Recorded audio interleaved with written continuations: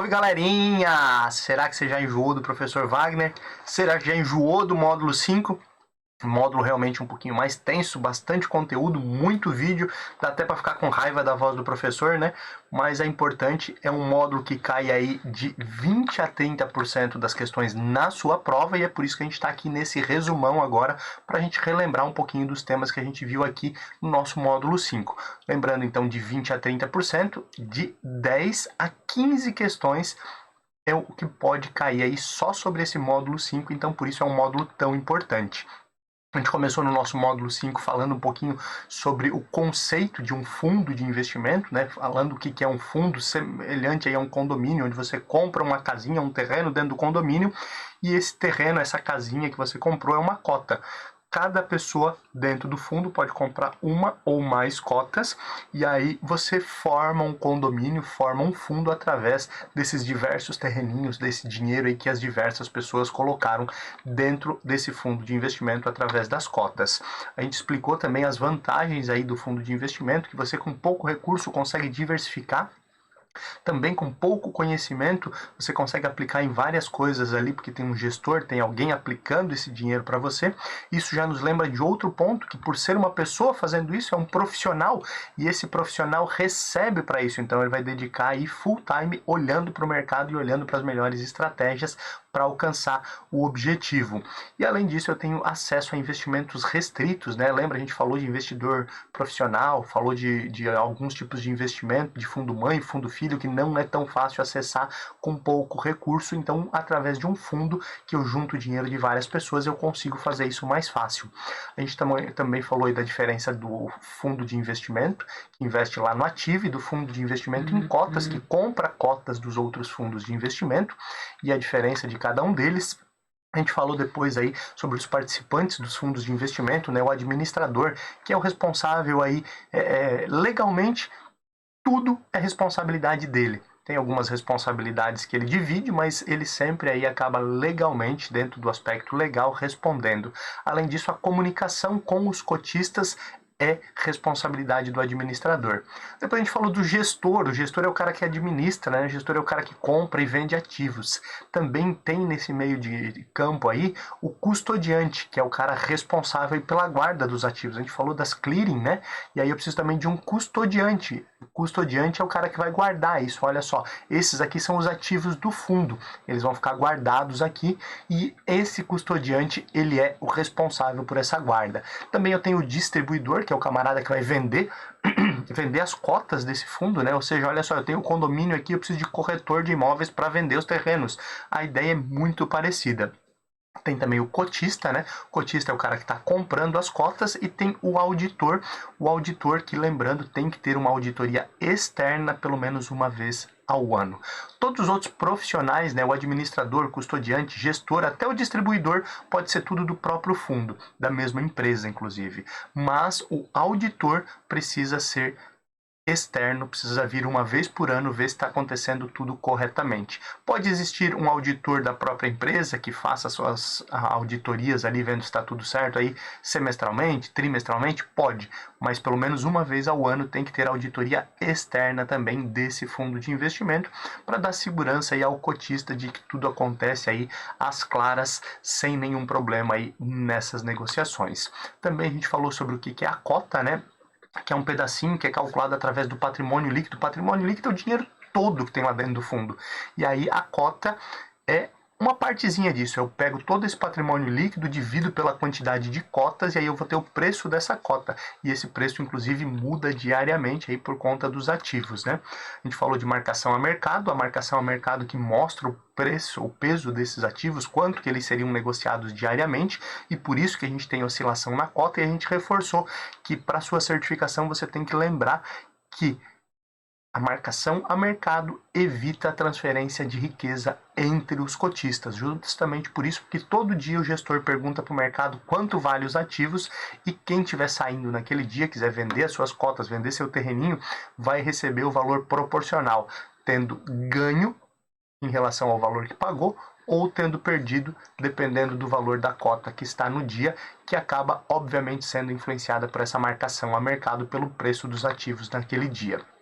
A gente também aí falou sobre os tipos de fundo: fundo aberto, que eu posso aplicar e resgatar a qualquer momento; fundo fechado, que eu posso aplicar, mas o resgate ele é em datas específicas; tem fundos fechados que no momento eu não posso aplicar, somente quando ele abrir; e tem todas essas regrinhas, lembrando que quando o gestor permite, né, seja num fundo aberto ou num fundo fechado, permite que haja aplicação de recursos, ele tem que pegar esse dinheiro e comprar novos ativos. Quando é solicitado o resgate, ele vende ativos e paga esse dinheiro aí para o cotista novamente aí ficar com dinheiro em mãos.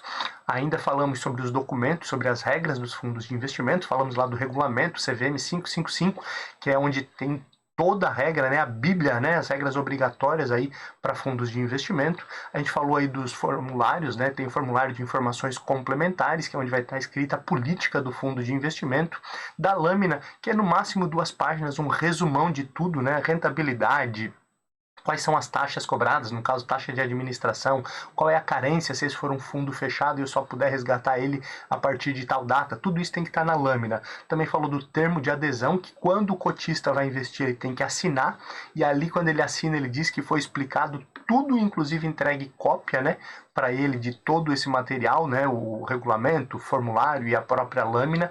E óbvio, se ele assinou o termo também foi entregue para ele. E também nós temos lá a lâmina de informações essenciais, que esse é um resumão também que mostra onde o fundo aplica, como ele aplica, qual é a estratégia em geral, ou seja, é um fundo que aplica ali em ações, né? Como ele aplica? Comprando ações ou comprando cotas de outros fundos de ações. Qual que é a estratégia? É uma estratégia de dividendos? É uma estratégia de crescimento? É uma estratégia de small caps? Entre outros. Nós temos também, dentro dessas estratégias que a gente falou, as regras aí de fundo ativo e passivo, onde um acompanha o benchmark e o outro quer superar o benchmark. E quando a gente fala aí de um fundo ativo, ele pode cobrar taxa de performance, porque ele está indo acima do benchmark. A gente falou também sobre o fundo alavancado, que é muito importante você lembrar, e tem que estar demonstrado na documentação do fundo que ele é um fundo alavancado, ou seja, que ele pode perder mais do que o patrimônio líquido dele, porque ele pega o patrimônio, que é todo o dinheiro que tem no fundo, mais um dinheiro emprestado e aplica, tentando ter um resultado melhor, conseguir pagar o juro e ainda entregar uma rentabilidade maior para o cotista. A gente falou aí que os fundos podem suspender aportes e resgates, né? Normalmente aportes são mais fáceis, o fundo já acredita que o dinheiro que tem ali é o suficiente, que ele não quer ter que fazer novos investimentos, por isso não pode mais aplicar no fundo. Em alguns casos assim excepcionais, eu também posso impedir os cotistas de resgatar. É um momento muito tenso da economia, então eu proíbo aí todo tipo de aporte novo e também de resgates, né? Suspendo por um tempo específico. Essa é uma das possibilidades aí que o administrador também pode fazer. A gente falou de Chinese Wall, aquela separação, né, a segregação das áreas das instituições financeiras, e falou disso também atrelado aos fundos de investimento, né? Os fundos de investimento têm limites ali. Normalmente o gestor de um fundo fica num lugar diferente do pessoal que vende ativos da mesma instituição financeira. Ele até pode comprar, mas eles não podem estar aí se conversando, ele tem que evitar esse tipo de conflito de interesse para que não haja aí um problema com a CVM lá na frente. A gente falou das assembleias AGO e AGE. AGO uma única vez ao ano, principalmente aí para mostrar o resultado e aprovar o resultado do ano anterior, e a AGE toda e qualquer outra assembleia convocada aí para alterar política, novas cotas, regulamento, entre outros que a gente falou. Qualquer pessoa, né, desde que reúna aí pelo menos 10 dias de antecedência e reúna um grupo aí com pelo menos 5% do total de cotistas, pode chamar AGE, Assembleia Geral Extraordinária. Além disso, o próprio administrador e o gestor podem chamar, inclusive pode ser chamado para troca de administrador, troca do gestor, entre outros. Um ponto importante aqui, não precisa chamar para reduzir a taxa de administração. Para aumentar, precisa chamar a Assembleia também e ter a maioria aí concordando com isso. A gente falou de direitos e deveres dos cotistas. Entre os direitos, né, ele tem que ser informado, inclusive nos materiais, está disponível ali o objetivo do fundo, onde quer chegar, as políticas de investimento, as taxas, as carências, tem que estar escrito, inclusive, que o fundo de investimento não tem garantia do FGV, Fundo Garantidor de Crédito. que inclusive o administrador e o gestor não são responsáveis, não dão garantia de rentabilidade sobre aquele recurso que está sendo aplicado, e principalmente o disclaimer aí de que a rentabilidade passada não é garantia de futura, não é porque um fundo rendeu 20% no ano passado que vai ter 20% de rentabilidade esse ano, por exemplo. E aí, dentro desses deveres, a gente também falou sobre o acesso às informações, o regulamento, a formulário de informações complementares. O cotista tem o direito de saber qual que é o patrimônio líquido do fundo, eu quero saber qual que é o patrimônio total, o PL, quero saber qual que é o valor da minha cota, qual que é a rentabilidade e como é que está a composição da carteira, no que o gestor ele está aplicando. Até porque se eu não concordar, eu posso chamar aquela Assembleia Geral Extraordinária, por exemplo, para tirar o administrador, o gestor, como a gente já falou, respeitando algumas regras. E todo mês também é um direito do cotista aí de receber o extrato com o número de cotas, valor da cota, demonstrações financeiras do fundo uma vez ao ano, pelo menos. Tudo isso é direito do cotista, mas não é só de direito que vive o cotista, ele também tem deveres, né? Ele tem que participar da assembleia, e se ele não participar, ele vai ter que acatar aquilo que foi decidido na assembleia. Ele tem o dever de aportar mais dinheiro caso o patrimônio líquido do fundo esteja negativo, né? Aquele caso de um fundo alavancado, perdeu todo o dinheiro e um pouco mais, ficou negativo. Ele tem a obrigação, tem o dever de aportar mais dinheiro para ficar no 0 a 0, e a perda dele acaba sendo muito grande. Além disso, uma outra obrigação, um outro dever do cotista é pagar a taxa de administração, inclusive quando o fundo não estiver dando uma rentabilidade positiva, né? Que ele estiver perdendo valor, porque a taxa de administração basicamente é a remuneração dos profissionais, do administrador, do gestor e dos profissionais ali que tocam a gestão do fundo. Então, por isso que mesmo quando o resultado está ruim, eu preciso continuar pagando o salário desses caras através da taxa de administração. O fundo também apresenta todas essas documentações aí anualmente, mas um outro dever do cotista é manter os seus dados atualizados, né, para que possa ser comunicado aí caso haja algum tipo de problema. A gente também aí falou de fundo exclusivo e fundo restrito, né? O fundo exclusivo, aquela galerinha VIP, não é todo mundo, só a partir de certo valor que entra nesse fundo, e o fundo exclusivo, né, que é aquele fundo de um único investidor. Um único investidor especificamente ali, que ele tem a sua própria política de investimento, mas normalmente isso é feito aí para pessoas com um patrimônio muito grande em investimento, 15, 20 milhões normalmente aí, para valer a pena ele ter aí todas as despesas custeadas somente por ele também. Olhando aí para as taxas, né, os fundos podem cobrar taxas, né, além da taxa de administração, pode cobrar a taxa de performance, que são aqueles casos dos fundos ativos, né, sempre respeitando aquela ideia da linha d'água, e também ali taxa de entrada e taxa de saída, que não é tão comum hoje em dia, mas pode ser cobrado pelo fundo, então é importante ficar atento em toda essa documentação. Explicamos aí a diferença de investidor qualificado e profissional. Profissional, mais de 10 milhões, né, e assinar que ele tem conhecimento de mercado. E esses 10 milhões aí não pode ser em patrimônio, tem que ser em ativos, em investimento. Normalmente ali estão as instituições financeiras, fundo de pensão, seguradoras, né, fundos de investimento, que ele tem que ter um CNPJ único, fundo de investimento, as entidades de previdência, e também aqui todo profissional que ele está vinculado à CVM, Comissão de Valores Mobiliários, ou seja, um consultor CVM, ele é um investidor profissional, mas somente para os seus recursos, não para os demais. Além disso, nós temos um investidor qualificado, né? Investidor profissional, ele tem essas regrinhas, mais de 10 milhões. Investidor qualificado é pessoa física ou jurídica com mais de 1 milhão aplicado e conhecimento de mercado, ou seja, todo profissional é também um investidor qualificado. E aí, lembrando que os profissionais aí que são aprovados, né, em AI, CEA, CFP, CFA, CGA, CNPI, também são considerados aí investidores qualificados, sempre lembrando com relação ao seu próprio recurso, não ao recurso de terceiros. Também essa terminologia é importante, pois alguns investidores qualificados e profissional têm acesso a alguns investimentos diferentes, normalmente com maior rentabilidade, mas também com maior risco. Então, por isso, eles precisam atestar esse conhecimento de mercado aí, para dizer que estão cientes de que existe maior risco naquele tipo de aplicação. Depois a gente falou dos limites, né, que cada fundo de investimento tem que respeitar, ou seja, ele até pode colocar todo o patrimônio dele ali em títulos públicos federais, mas é a única que pode, né? O governo diz que pode aí confiar nele, pode aplicar todo o recurso em títulos públicos. Se for em instituições financeiras, ele não pode aplicar em um único emissor, no máximo 20% no mesmo emissor. Se for aí companhias abertas, né, ou outros fundos de investimento, no máximo 10% do patrimônio e 5% para entidades ou títulos de empresas aí privadas que não sejam do ambiente financeiro, não sejam instituições financeiras, e também 5% em companhias de capital fechado, né, no máximo ali por emissora, ou seja, posso ter 100%, inclusive em alguns outros tipos de fundo, pode, mas eu tenho aí que respeitar a quantidade, o limite por emissor, ou seja, comprar CDBs de um único banco, no máximo 20% e assim sucessivamente. A gente também falou aí, é muito assunto, né? Esse não é um resuminho, é um resumão, porque o assunto é grande.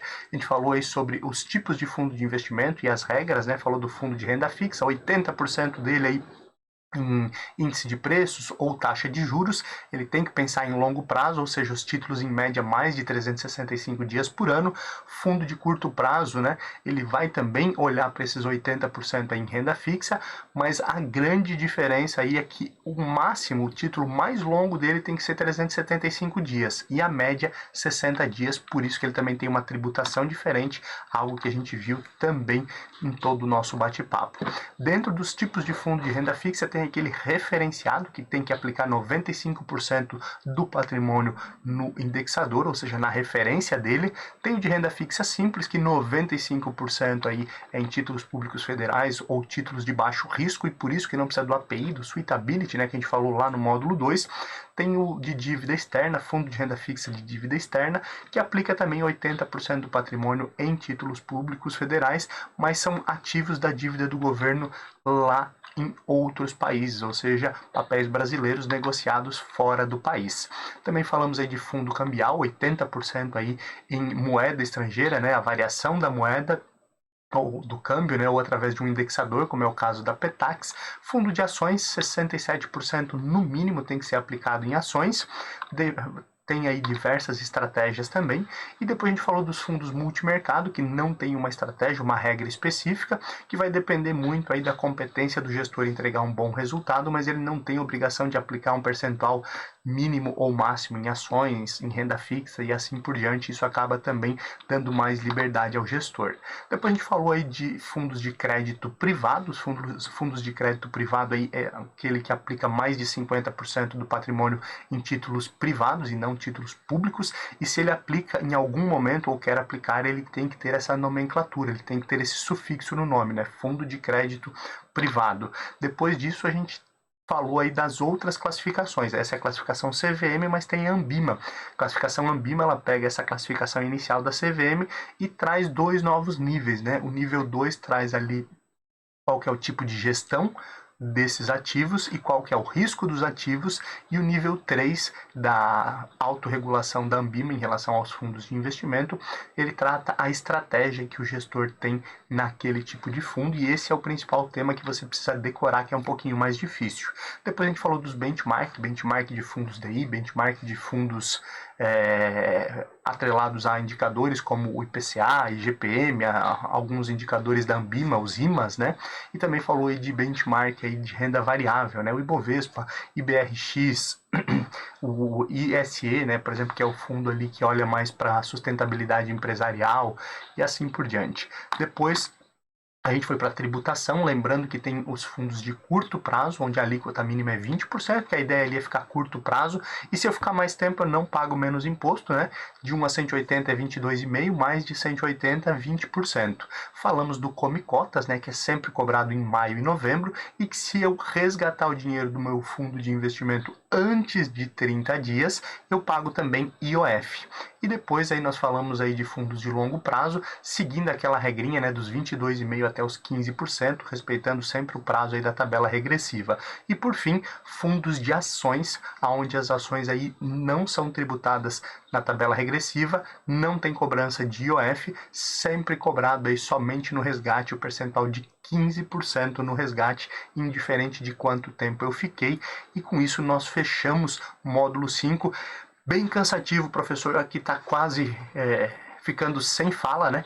Boca seca já, imagino você já quase não aguentando mais o professor falando tanto assunto do módulo 5, módulo um pouquinho mais tenso, mas lembra, até 30% da sua prova está aqui nesse módulo, então dá um pouquinho de atenção, te prepara bem, porque ele é um módulo decisivo na sua aprovação CPA 10 da Ambima, e na próxima aula a gente começa um novo módulo, módulo 6, te espero aqui, deixa teu comentário, deixa teu like e compartilha todo esse conteúdo aí com outras pessoas que precisam e querem fazer a certificação CPA 10.